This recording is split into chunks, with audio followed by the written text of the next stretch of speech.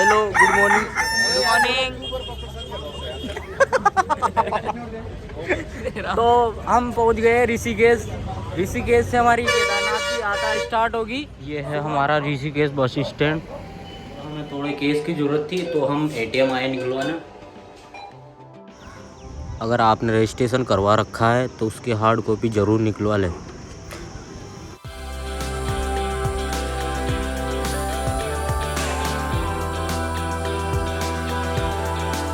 Finally 4 घंटे line में खड़े रहने के बाद हमें टिकट मिली सोनप्रयाग की, और 9:30 बजे ये बस यहाँ से सोनप्रयाग के लिए रवाना हो रही है, और ये शाम को समथिंग 8 बजे पहुँच जाएगी सोनप्रयाग। फिर वहाँ से हमारा जो सफ़र होगा वो सोनप्रयाग से गौरीकुंड तक का होगा।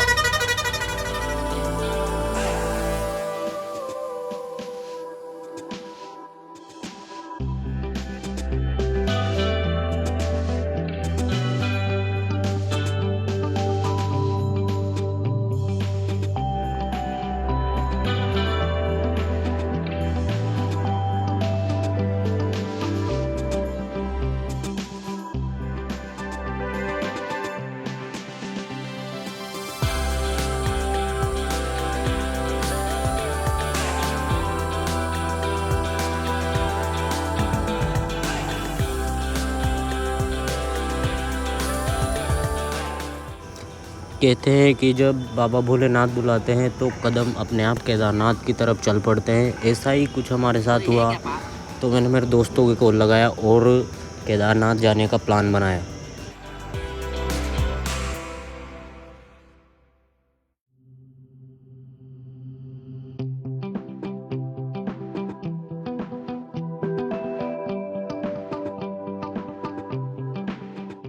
और हम पहुंच गए उस जगह जहां भागीरथी नदी और अलकनंदा नदी अपना संगम बनाती है, जिसे देवप्रयाग के नाम से जाना जाता है।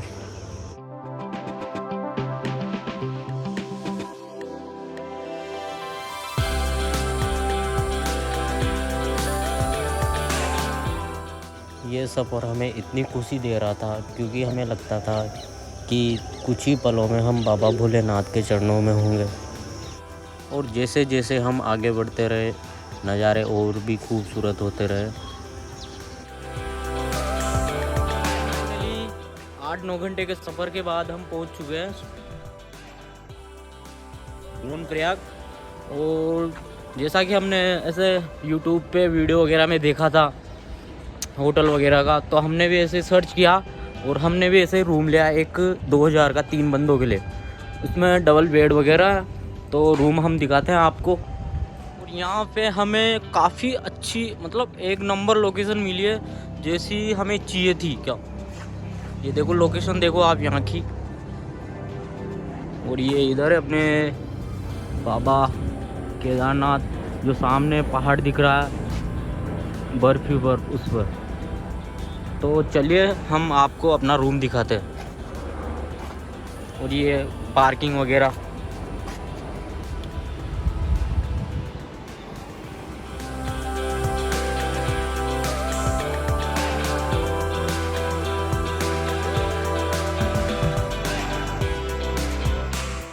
तो हम नहा धो के सुबह जल्दी निकल चुके थे टैक्सी के लिए।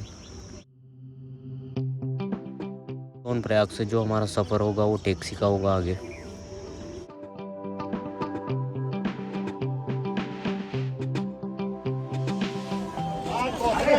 भैया गौरीकुंड कितने लोग हैं? 3 जन। कितने? 8? 3 जन हम तो 3 हैं। अच्छे आदमी। तुम कितने हैं? 3 जन। तो ये चाहिए आपको। तुमने कहा 8 आदमी हो। 8 आदमी। सो हम टैक्सी में बैठे और गौरीकुंड के लिए निकल चुके थे।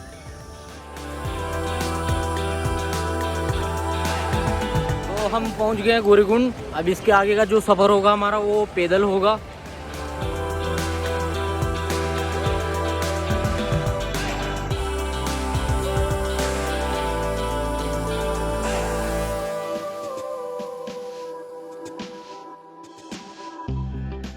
आगे चढ़ाई के लिए लाठी की ज़रूरत पड़ती है, सो हमने भी एक लाठी पहले ही ले ली थी।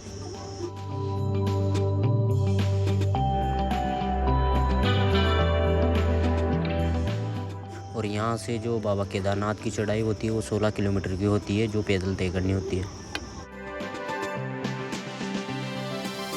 हमारे भाई लोग ये अभी से थक गए हैं, अभी तो 100 मीटर भी नहीं चले ये देखो। और ये है गौरीकुंड का मार्केट।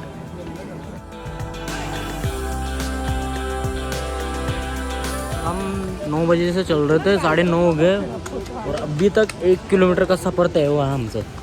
और भैया कैसा रहा एक्सपीरियंस? अरे भाई, हाँ, क्या सलाह दोगे? हाँ सलाह दे, हालत खराब हो गई, खड़ा पहाड़ है।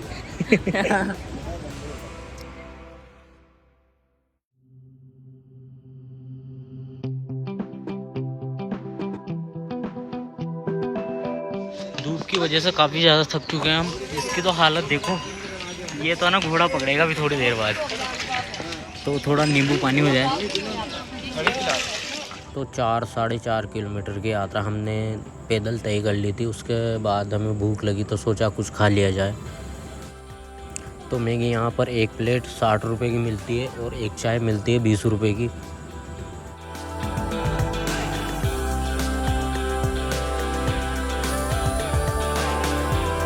तो खा लिया पी लिया, अब वापस चलते हैं अपनी यात्रा की तरफ।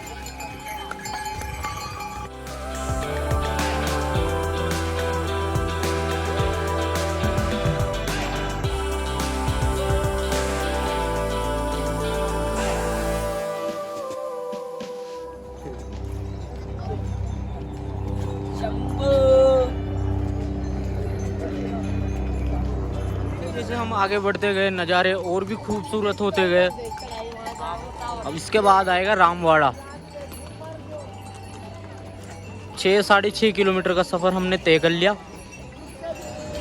देखो आप ये नज़ारा, जो 2013 में बाढ़ आई थी उसमें उस जगह पे था रामवाड़ा, जो कि अब है ना उसका अंश भी नहीं रहा।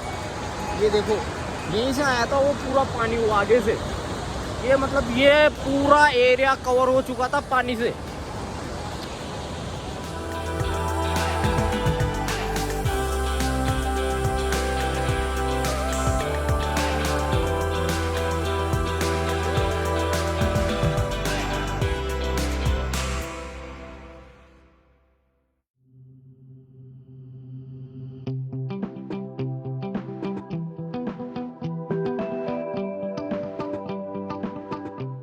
जो मेन रास्ता है वो काफ़ी लंबा पड़ता था, तो हमने जगह जगह पे शॉर्टकट भी यूज किए।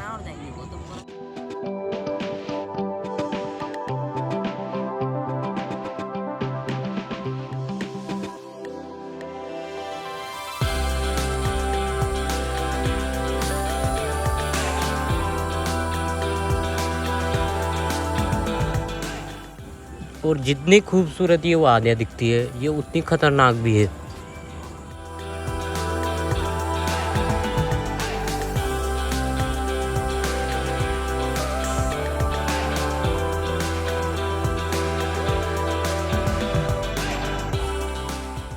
जैसे जैसे हम आगे बढ़ते गए, इन वादियों की खूबसूरती देख के हमारी थकान जैसे गायब भी हो जाती थी। और मेन बात, जैसे जैसे हम आगे बढ़ते गए वहाँ का टेम्परेचर भी बिल्कुल लो होता गया।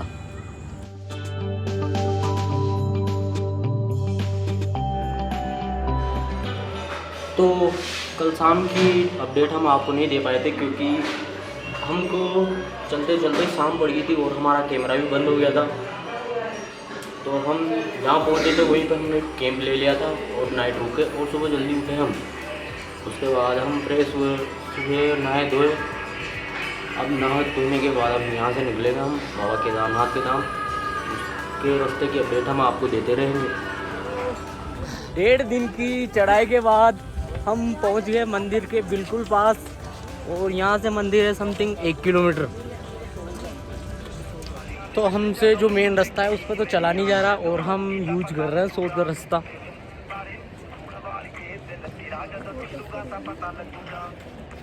देख लो ये घाटियाँ,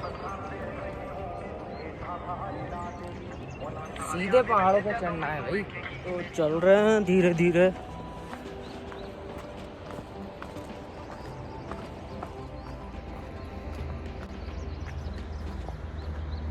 वीडियो देखना आपको इतना मज़ा आएगा, पूछो मत। हमने हमारा हमारे साथ जो जो हुआ ना वो सब चीज़ें शेयर की है वीडियो में।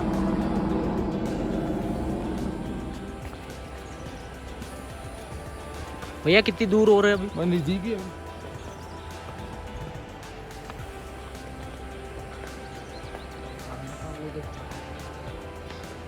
ये दृश्य देख के हमारा तो दिल ही खुश हो गया जितनी भी था। और हम पहुंच चुके थे मंदिर के बिल्कुल पास। यहाँ से मंदिर बिल्कुल पास दिखता था।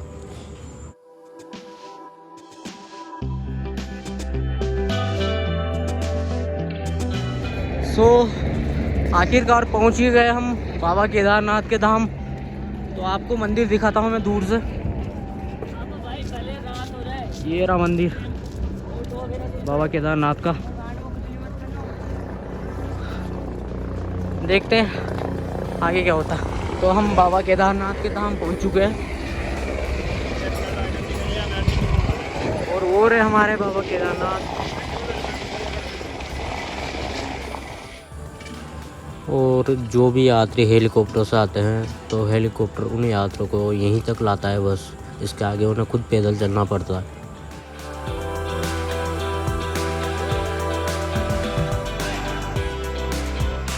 तो आप लोगों को एक बात बता दें, मंदिर में दर्शन करने के लिए टोकन लेने पड़ते हैं। टोकन के लिए स्टार्टिंग में जो पुल होता है वहीं पे लाइन लगती है।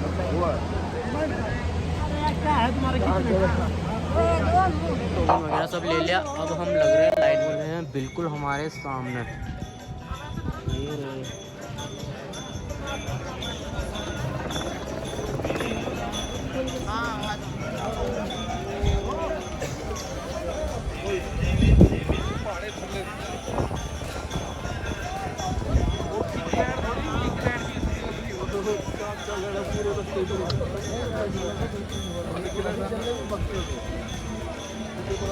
और हम मंदिर के बिल्कुल पास आ चुके हैं। ये देख लो मंदिर बाबा केदारनाथ का।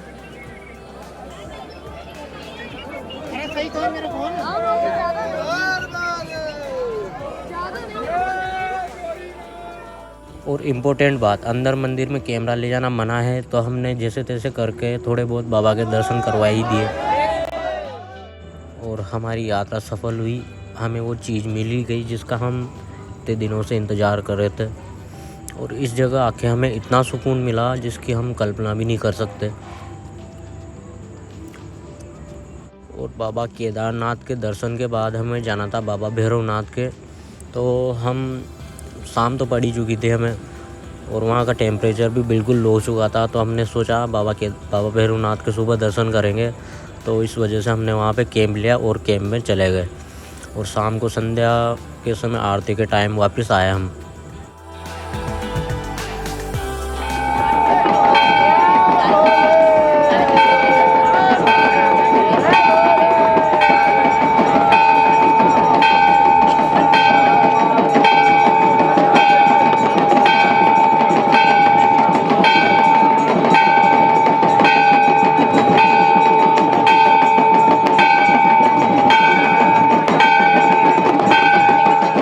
बज रहे हैं सुबह के 10 और हम हो गए नहा धो के रेडी बाबा भैरव के जाने के लिए। उस जगह बाबा भैरव का मंदिर इस घाटी पे।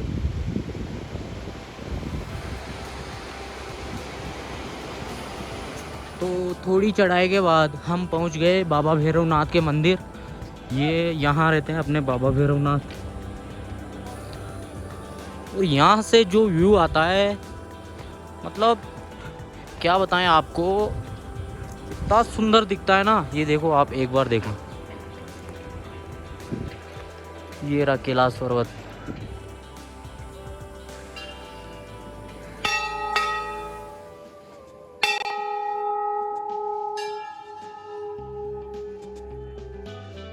और जो यहाँ से नीचे का दृश्य मानो ऐसा लगता है जैसे धरती पे स्वर्ग।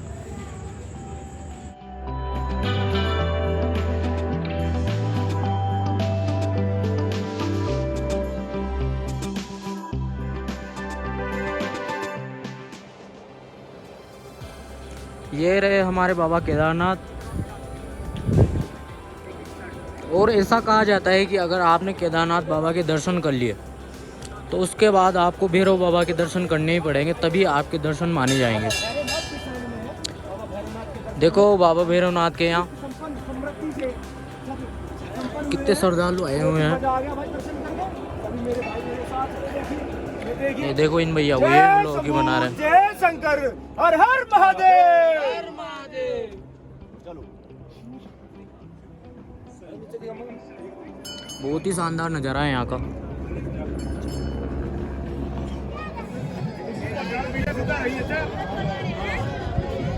देख रहे होगे आप इस शिला को, यही वो शिला है जो 2013 में बाढ़ आई थी, तो इसी शिला ने बाबा केदारनाथ के इस मंदिर को बचाया था।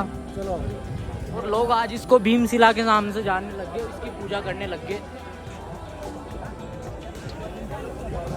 और वो सामने से बादल फटे थे, वहाँ से पूरा पानी आया, पानी के साथ ये चट्टान वहाँ से बह के आई और यहाँ पे आके रुक गई। देख सकते हो आप कितनी विशाल शिला है। ये कोई चमत्कार ही हुआ था मालिक का, जो इतना बड़ा पत्थर पानी में बह के आके यहाँ पे आके रुक गया। देख सकते हो आप।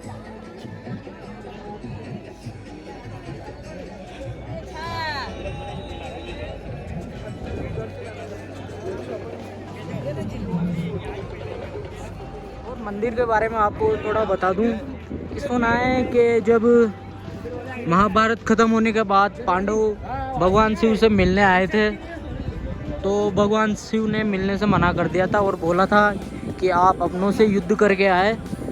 तो उन्होंने इस वजह से नंदी का रूप ले लिया था और ये मंदिर भी सेम नंदी के आकार का बना हुआ है।